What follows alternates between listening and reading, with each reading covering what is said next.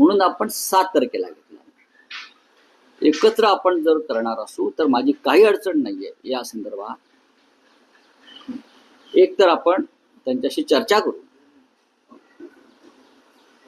7 तारखेत त्याने सहभागी व्हावं आमच्या मोर्चामध्ये, किंवा ही तारीख आपण 5 तारखेला करावी, ही 6 तारखेची आहे.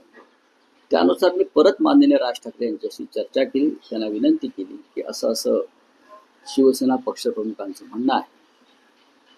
त्यांनी तात्काळ त्याला होकार दिला. त्यांचा फोन आला, परत चर्चा करून त्यांच्या सहकार्याची, आणि म्हटले आपण 5 तारखेला हा जो मोर्चा आहे 6 तारखेचा तर आम्ही 5 तारखेला करू आणि आपण सगळे त्याच्यामध्ये सहभागी होऊ. हा राजकीय अजेंड्याशिवाय मोर्चा असेल. एकच अजेंडा मराठी भाषा, कोणताही अजेंडा नाही.